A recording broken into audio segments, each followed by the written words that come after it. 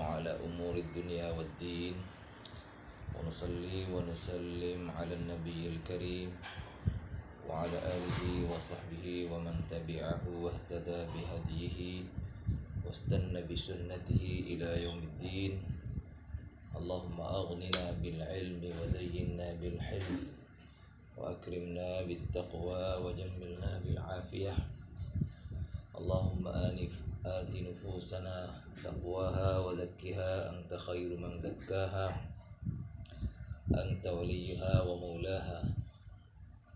اللهم ارزقنا فهم النبيين وحفظ المرسلين وإلهام الملائكة المقربين.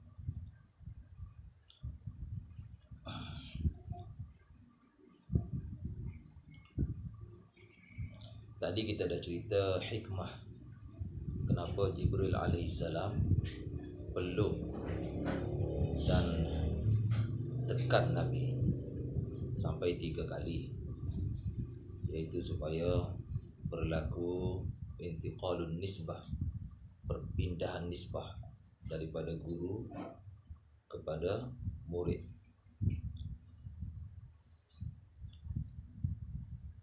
Thumma arsalani faqala iqra bismi rabbikal ladzi khalaq khalaqal insana min 'alaq iqra wa rabbukal akram alladzi 'allama bil qalam 'allamal insana ma lam ya'lam. Bacalah dengan nama Rabb kamu, dengan nama Rabb Tuhan kamu yang mencipta. Asalnya di sini isti'anah bir Rabbi. Isti'anah dapatkan pertolongan daripada Allah Subhanahu wa taala. Isti'anah bir Rabbi. Kenapa diletak isim? Kenapa diletak bismi Rabbi? Bismi Rabbik. Sepatutnya bi Rabbik, iqra bi Rabbik.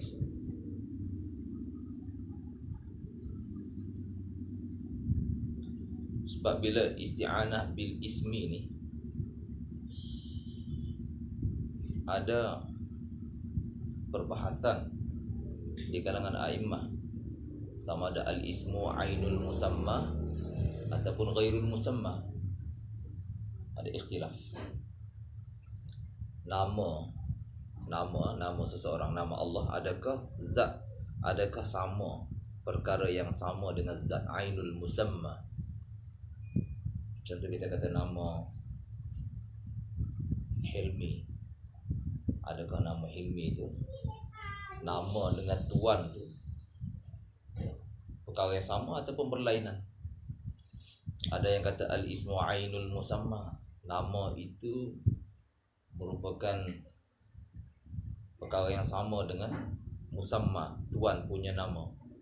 Ada yang kata al-ismu ghairul musamma, nama ini berlainan daripada tuan.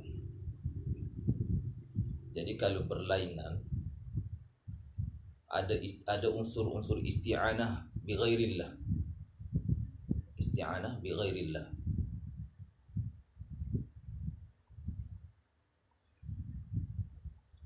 Dapatkan pertolongan dengan selain Allah Subhanahu wa taala, atas pendapat yang mengatakan al-ismu ghairul musamma. Nama itu berlainan daripada zat, daripada Tuhan punya nama. Jadi persoalannya, boleh ke isti'anah bi ghairillah? Allah Ta'ala ajar kepada kita isti'anah hanya kepada Allah Subhanahu wa taala. Iyyaka na'budu wa iyyaka nasta'in. Itu kehendak tauhid. Hanya akan Dikau kami sembah dan hanya kepada Engkau kami minta pertolongan, minta bantuan. Jadi ada iskal di situ tu. Kenapa ditambah lafaz isim? Siapa boleh jawab ni kemuskilan ni?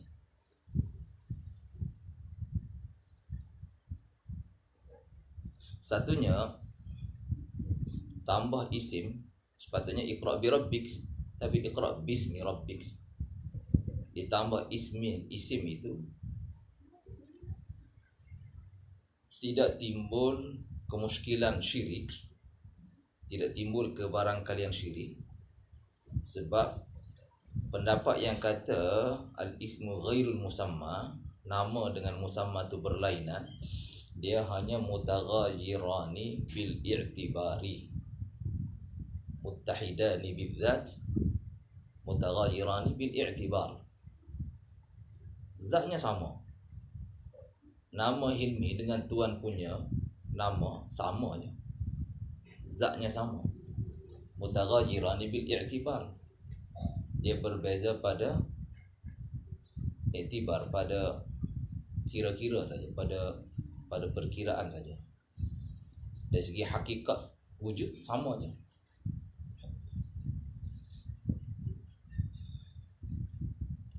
Dia hanya berbeza dari segi i'tibar.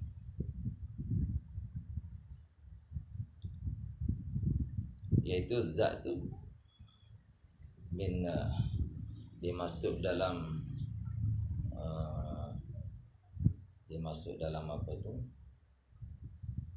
maqulah.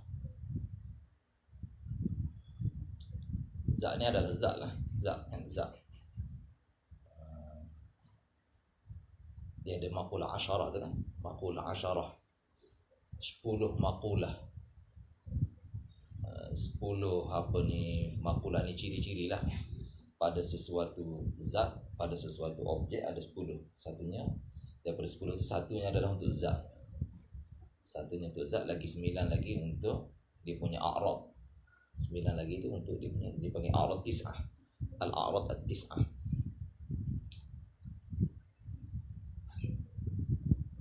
Jadi isim ni dia masuk dalam maqulah apa? Isim ni dia masuk dalam maqulah maqulah apa isim ni? Maknanya dia diletak kepada seseorang selepas dia lahir. Nama diberi selepas dia lahir. Dan nama diberi itu kepada dia. Sebab tu isim alam termasuk dalam isim ma'rifah kan? Isim alam, nama Hilmi itu termasuk nama yang diberi kepada Hilmi adalah wada'. Nama tu wada' untuk dia seorang. Sebab tu dia jadi ma'rifah. Dia je yang diwada' nama Hilmi.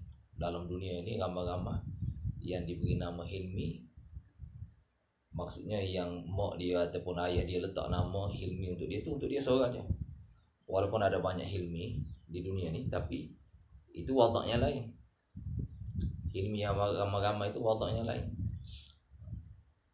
Yang diletak untuk dia itu adalah untuk dia saja.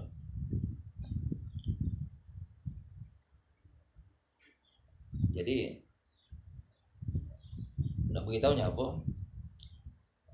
Walaupun dia maqulahnya berlainan, i'tibarnya berlainan, satu zat, satu dia punya a'rad, tetapi dia punya hakikat dia itu sama. Hakikatnya itu sama, zatnya itu sama. Mutaghayyirani bil i'tibar, muttahidani bil dzat, mutaghayyirani bil i'tibar.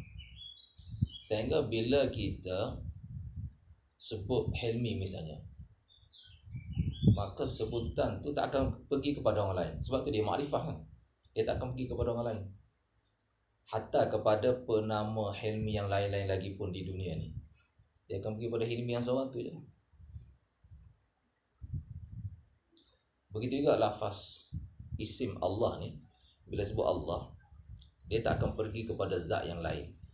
Dia hanya pergi kepada zat Allah Subhanahu wa ta'ala.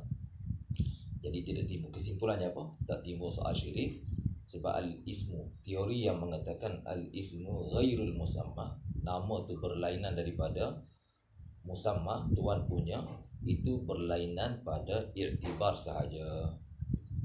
Berlainan dari segi maqulah. Maqulah ada 10 maqulah tu kan. Maqulah tu je berlainan, tapi hakikatnya sama. Sehingga al-isyarah ila ahadihima yakun al-isyarah ila al-akhar. Takunu al-isyaratu ila ahadihima isyaratan ila al-akhar. Isyarat kepada isim adalah isyarat kepada musamma. Isyarat kepada musamma adalah isyarat kepada isim. Boleh faham? Ya in'am. Boleh faham? Yang lain-lain? Ni Umair faham? Ada sini juga. Ya? Apa dia? Faham? Faham. Okey. Jadi kesimpulannya tak timbul soal syirik lah. Itu jawapan yang pertama. Kenapa ditambah isim itu? Yang kedua, ditambah isim tak timbul syirik. Sebabnya gini, tambah isim ni, kalau terus bi rabbik, Rabb ni terus sebut zat, mintalah pertolongan dengan zat Allah Subhanahu Wa Taala. Zat Allah ni sesuatu yang mana tak ada siapa ittila di dunia ni. Selama di dunia ni tak ada mana-mana penglihatan manusia dapat melihat Allah Subhanahu Wa Taala. Hatta Nabi yang bercakap dengan Allah, Nabi Musa yang bercakap dengan Allah pun min wara'i hijab, cakap di sebalik hijab. Rasulullah sendiri pada malam Mi'raj jumpa Allah Subhanahu Wa Taala, bercakap dengan Allah Subhanahu Wa Taala juga min wara'i hijab. Bila ditanya kepada Nabi, adakah Nabi melihat Allah Subhanahu Wa Taala? Nabi jawab, nurun arahu. Nurun anna arahu. Nurun, Allah Ta'ala zat yang mana hijabuhu an-nur, hijabnya penuh dengan cahaya. Anna arahu, macam mana aku dapat melihat Allah Subhanahu Wa Taala? Di syurga lain cerita. Di syurga wujuhun yawma idzin nadhirah ila rabbiha nadhirah. Muka-muka ahli syurga ni, mata-mata ahli syurga gemilang pada hari akhirat nanti. Wujuhun yawma idzin nadhirah, gemilang, cemerlang.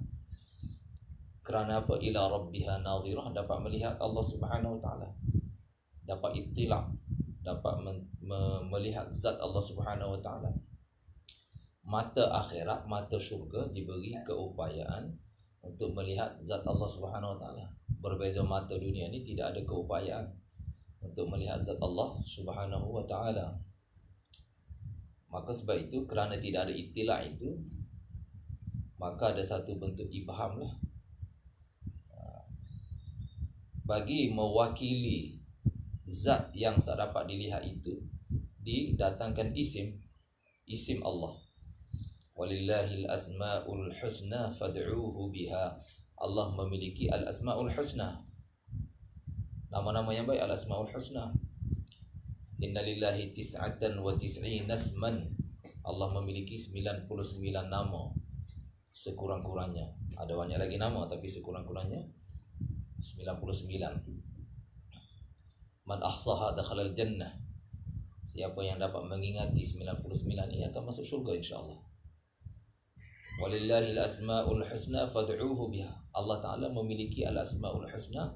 Kamu serulah zat Allah yang kamu tak dapat lihat itu dengan berwakilkan nama-namanya. Itu tujuannya ditambah isim itu, sebagai mewakili zat yang manusia tak dapat lihat.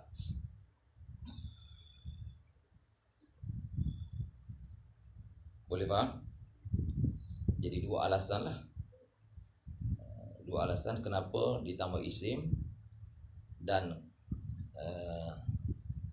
satu jawapannya kenapa tambah. Yang kedua jawapannya, adakah itu tak jadi syirik? Jawapannya tak jadi syirik.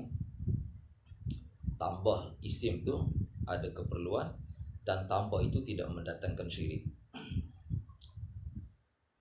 Semua faham?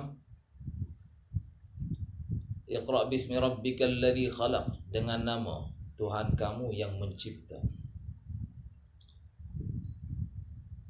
Jadi bermakna belajar ni kan, Iqra' ni belajar kan, belajar ni dia kena berasaskan ma'rifatullah, tauhid kepada Allah Subhanahu Wa Taala.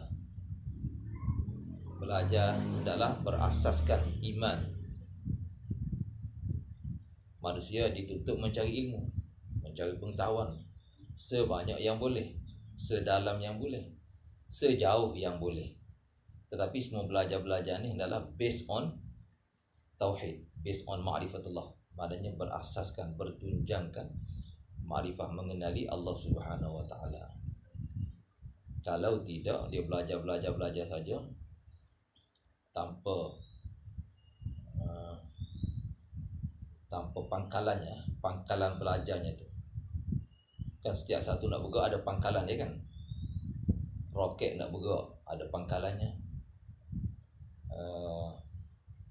Apa saja nak bergerak ni dia ada pangkalan dia. Kapal terbang nak bergerak dia ada pangkalannya. Begitu juga manusia dalam perjalanan belajar. Manusia ni dia ada satu fitrah mencari hakikah, mencari ilmu, mencari pengetahuan.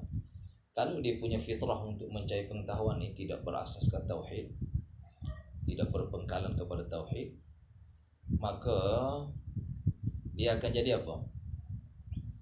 Dia akan sampai kepada asbab tapi tidak mengenali Rabbul Asbab. Dia belajar, dia tahu cause and effect, sebab musabab, asbab-asbab dia tahu. Dia sampai ke bulan tapi dia tidak mengenali Rabbul Qamar, Tuhan yang mencipta bulan. Bila belajar dia itu tidak berasaskan kepada ma'rifatullah. Sebab tu sahabat kata, utina al-iman, kami dikurniakan iman. Thumma utina al-Quran ba'du, kemudian kami dikurniakan Al-Quran selepas itu. Kami dikurniakan iman dulu, selepas itu kami dikurniakan ilmu wahyu, ilmu Al-Quran. Iqra' bismi rabbikal ladzi khalaq, khalaqal insana min 'alaq. Allah yang cipta manusia daripada darah beku, dari segumpal darah beku. Alaq ni darah yang merupakan salah satu proses kejadian manusia. Kan manusia punya kejadian ni 40 harinya mani, lepas tu 40 harinya alaqah, lepas tu 40 harinya mudghah. Thumma khalaqnal 'alaqata mudghatan fa khalaqnal mudghata 'idhaman. 40 harinya mudghah, segumpal daging. Selama 4 bulan kan kejadian manusia dalam perut ibu. 40 hari kali 3, 40 kali 3 jadi berapa? 120 hari. 120 hari semua. 4 bulan kejadian.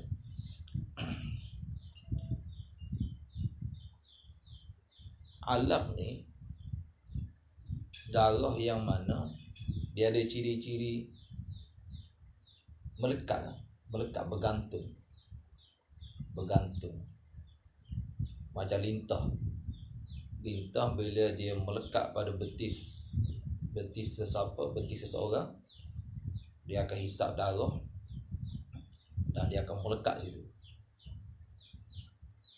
Begitulah sifat alaq, sifat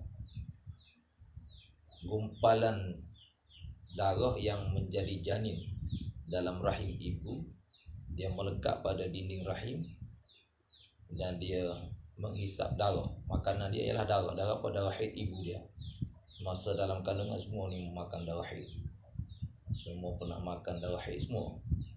Jadi tak payah sombong lah. La tuzakku anfusakum. Allah kata tak payah kamu kata kamu ni hebat, suci. Wa a'lamu bikum idza ansha'akum minal ardi wa idza antum ajinnatun fi butuni ummahatikum. Allah lebih tahu keadaan kamu ketika mana Allah cipta kamu daripada tanah. Cipta manusia daripada kejadian tanah dengan segala macam kebusukan ada padanya kan. Itulah kejadian, asal kejadian manusia. Dan juga ketika kamu janin dalam perut ibu kamu, Allah tahu kamu makan apa? Makan darah haid. Haid yang mana Quran kata wa yas'alunaka 'anil mahid qul huwa adha. Haid itu apa dia? Satu benda yang merupakan darah yang sangat busuk. Huwa adha nat. Qul huwa adhan fa'tazilun nisaa fil mahid. Itulah yang menjadi makanan janin. Ini salah satu i'jaz ilmi dalam Al-Quran. Al-i'jazul ilmi. scientific miracle mana keajaiban ataupun kemukjizatan Al-Quran dari sudut saintifik. Quran ada banyak kemukjizatan, banyak sudut. Kemukjizatan adabinya, al-i'jazul adabi, kemukjizatan dari sudut sastra, kemukjizatan dari sudut tanabbu'at. Tanabbu'at ni maknanya cerita perkara-perkara akan datang, ramalan-ramalan akan datang dan tepat ramalan itu. Macam Quran cerita tentang ghulibatir rum fi adnal ardi wa hum min ba'di ghalabihim sayaghlibun. Bangsa Rum pernah kalah dengan bangsa Farsi. Dalam masa 9 tahun mereka akan kembali menang. Dan ternyata tepat ramalan Al-Quran itu. Itu i'jaz Quran dari segi tanabbu'at. Di sini i'jaz ilmi, i'jaz dari sudut saintifik. Sebab kajian hari ini mendapati memang janin dia sifat dia itu macam sifat lintah. Dia melekat, bergantung pada dinding rahim ibu, melekat dan dihisap darah, makan darah. Quran menamakan darah tu pun dengan nama alaq, yang mana dalam bahasa Arab alaq ni adalah nama bagi lintah. Betul ke betul? Betul ke betul Zulhelmi? Alaq ni nama bagi apa? Lintah kan dalam bahasa Arab. Alikun. Madah ain lam qaf ni memberi makna lintah. Jadi kerana sifat janin, sifat daging darah beku, janin yang pada tahap darah beku dalam rahim ibu, dia punya sifat dia tu sifat macam lintah, maka Quran beri nama dia alaq.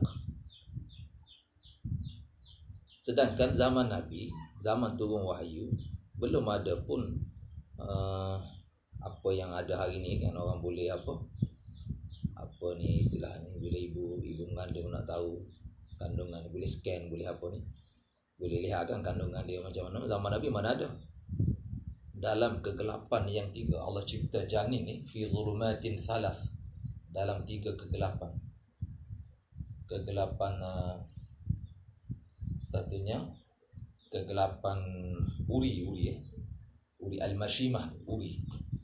Yang kedua kegelapan rahim. Yang ketiga kegelapan perut ibu. Dalam tiga kegelapan Allah cipta.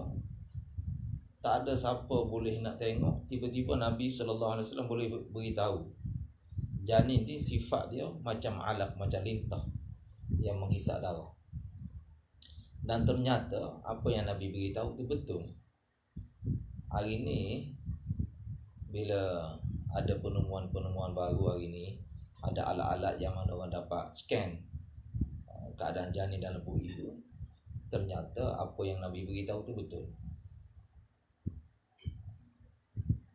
Jadi maknanya didapati sains hari ni takyid, mendukung dan menyokong apa yang Quran kata. Okey, ini satu kemujizatan ni.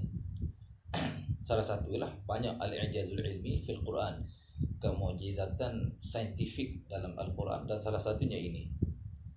Khalaqal insana min 'alaq, iqra' wa rabbukal akram alladhi 'allama bil qalam.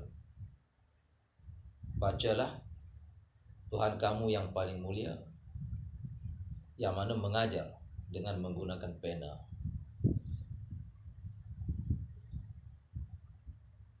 Apa hikmahnya Allah Ta'ala sebut dua makhluk di sini? Satu makhluk alaq, yang kedua makhluk qalam. Makhluk qalam ni dia tidak hidup. Makhluk alaq pula belum hidup tapi ada salahiyah, ada upaya untuk hidup. Satu lagi makhluk Allah sebut di sini insan, manusia, yang mana merupakan makhluk hidup.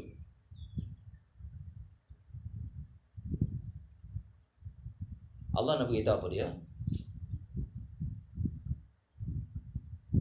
Kalau makhluk qalam, yang mana makhluk tu pen, qalam ni pen, pena kan? Dia tu makhluk yang mati, tapi dia boleh jadi sababul ilmi, sebab ilmu bagi orang hidup. Dia makhluk mati, tapi melalui dia ta'lim berlaku. Alladhi 'allama bil qalam, Allah mengajar melalui wasitah, melalui perantaraan qalam. Walhal qalam makhluk mati. Melalui perantaraan makhluk mati, makhluk hidup jadi pandai. Maka lebih lagi ada upaya untuk belajar makhluk yang separuh hidup, iaitu alaq. Dan lebih lagi daripada itu, ada upaya untuk belajar makhluk yang memang hidup, iaitu insan. Maknanya apa? Maknanya Nabi tak payah bimbang. Nabi sebagai insan tidak bimbang bahawa Nabi ini akan jadi sababul ilmi, akan jadi sababul ta'limil ummah, sebab untuk sampainya ilmu kepada umat. Kalau qalam boleh jadi sebab, maka lebih lagi makhluk alaq boleh jadi sababul ilmi, sababul ta'lim, dan lebih daripada itu lagi makhluk manusia, makhluk yang hidup ini lebih lagi dapat jadi sababul ilmi dan sababul ta'lim. Kan Nabi bimbang kan mulanya, ma'ana biqari'in, aku ni tidak mengenal huruf. Nabi bimbang bahawa Nabi ni tak boleh jadi muallim kepada ummah, tak boleh jadi sababul ilm kepada ummah. Maka Allah beritahu tak payah bimbang.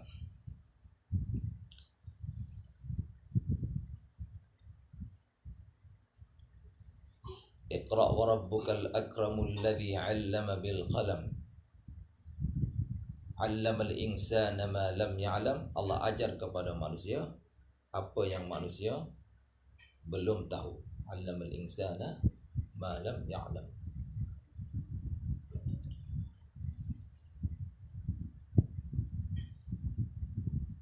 Faraja'a biha Rasulullah sallallahu alaihi wasallam. Nabi pun bawa balik 5 ayat ni. 5 ayat. Aimah ikhtilaf tentang awwalu ma nazala minal Quran. Apa ayat mula-mula yang turun? Adakah Iqra' ini ataupun ya ayyuhal muddaththir? Tapi yang rajihnya antara dua pendapat itu adalah Iqra' lah. Awwalu ma nazala minal Quran ialah Iqra'.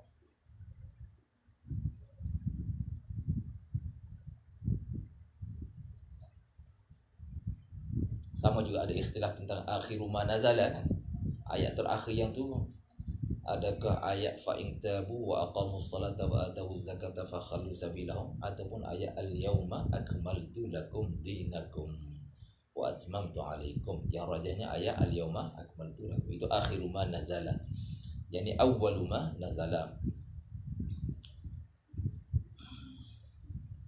Yarjufu fuaduhu. Yarjufu maknanya hati Nabi berdebar-debar.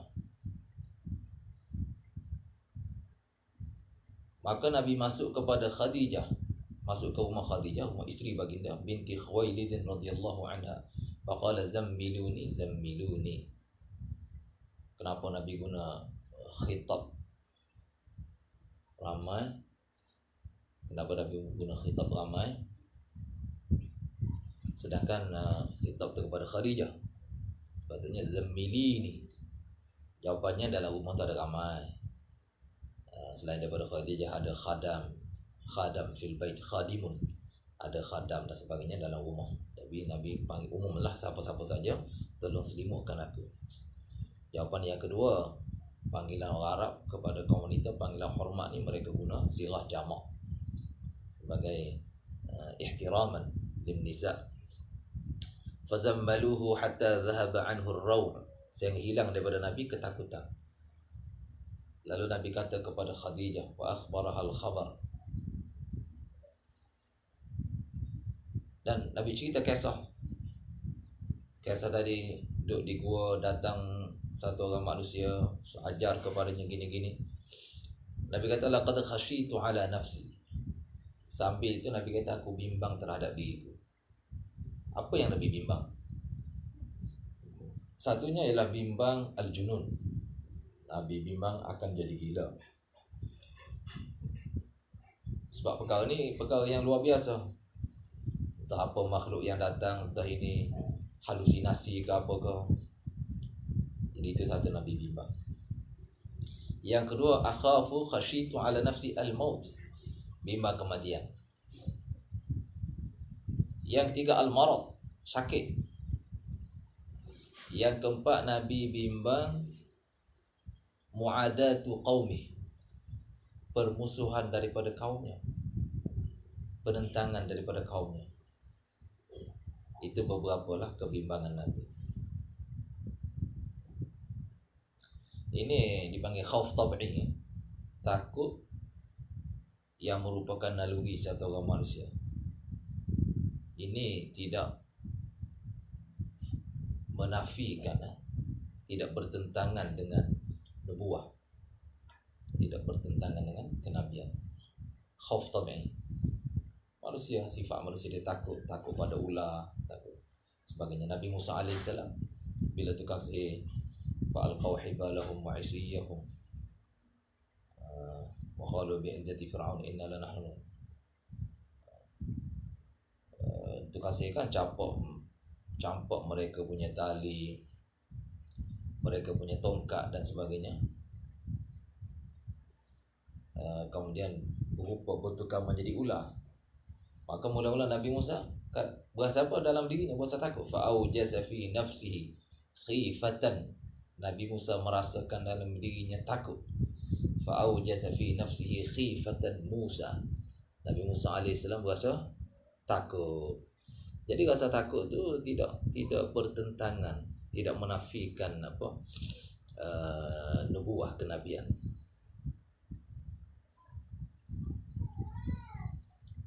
Jadi kat sini Nabi bimbang itu tidak jadi tidak mencacatkan nubuah.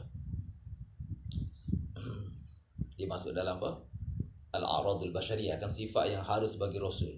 Sifat wajib bagi rasul ada 4.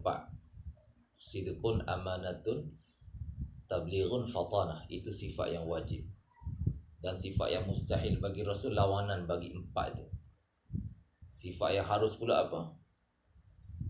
Al-aradul basyariyah, perkara-perkara yang biasanya berulang alik ada pada manusia. Al-aradul basyariyah, takutnya, demamnya, dan seumpamanya. Ini tidak menafikan kenabian. Khadijah kata kalla, tidak sekali-kali, wallahi demi Allah, ma yukhzikallahu abada, Allah tidak akan membiarkan kamu, tidak akan menghina kamu selama-lamanya. Sebab apa? Alasannya ialah innaka latasilur rahim, kamu seorang yang suka menghubungkan silaturahim.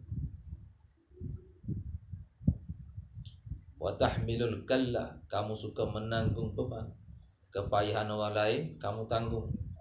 Tolong orang susah, tolong anak yatim, tolong ibu tunggal, tolong orang yang susah dalam masyarakat, golongan marhain dan sebagainya.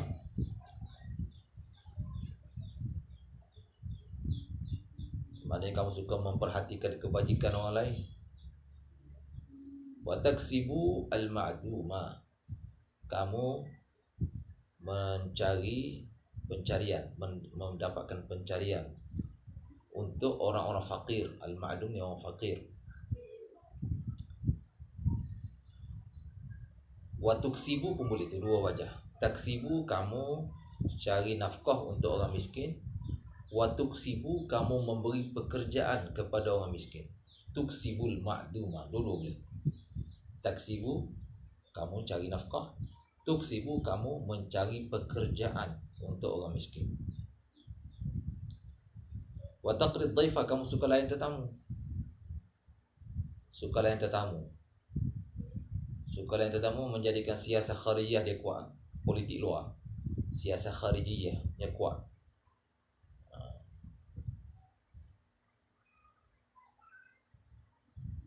Tasilur rahim itu menjadikan kekuatan keluarga, memperoleh kekuatan keluarga. Sebab tu bila Nabi sallallahu alaihi wasallam memulakan risalah, Bani Hashim dan Bani Al-Muttalib ni dua kabilah yang rapat dengan Nabi, memberi support, memberi dukungan yang sepenuhnya kepada Nabi sallallahu alaihi wasallam. Sebab Nabi suka silaturahim. Wa tu'inu ala nawaibil haqqi, kamu membantu dalam mendepani musibah-musibah yang datang daripada Allah Subhanahu wa taala. Malapetaka, musibah, bencana-bencana yang datang, bencana banjir, bencana kemarau, bencana puting beliung, macam-macam bencana yang datang daripada Allah. Al-Haqqi Allah, nawaibil haqqi, bencana yang datang sebab asalnya segala-galanya daripada Allah Subhanahu wa taala. Ma asabaka min hasanatin fa min Allah wa ma asabaka min sayyi'atin fa min nafsi. Itu mereka kata, qul kullun min indillah. Katakan Nabi, semua itu daripada Allah. Hasanah pun daripada Allah, sayyi'ah pun, bencana pun daripada Allah Subhanahu wa taala. Ketika bencana ni Nabi suka bantu umat ketika mendepani bencana. Maka orang yang sifatnya macam ni, Allah tidak akan khiz. Khiz ni maknanya memberi kehinaan kepadanya, membiarkannya. Allah tidak akan membiarkannya. Sebab apa? Al-khalqu iyalullah. Semua makhluk ni merupakan warga Allah Subhanahu wa taala. Fa ahabbul khalqi ila Allah man ahsana ila iyali. Makhluk Allah yang paling Allah cintai ialah yang buat baik kepada iyalnya, yang buat baik kepada warga Allah. Semua ni merupakan warga Allah. Manusia ke, haiwan ke, orang susah ke, golongan miskin ke, golongan yang marhain dalam masyarakat ni, golongan yang tertindas, semua ni merupakan warga Allah Subhanahu wa taala. Jadi Allah Taala sangat suka. Maka orang yang bantu iyalullah, Allah Taala sangat suka. Dan irhamu man fil ardi irhamkum man fis sama. Kamu belas kasihan terhadap mereka yang di bumi, nescaya mereka yang di langit, yaitu para malaikat dan semuanya, setelah mendapat isyarat daripada Allah Subhanahu wa taala, malaikat-malaikat ni semua juga akan belas kasihan dan menyayangi kamu. Saya selesaikan dulu lah. InsyaAllah masa tak mengizinkan. Wassalamualaikum warahmatullahi wabarakatuh. Muhammadin wa ala alihi wa sahbihi wasallam.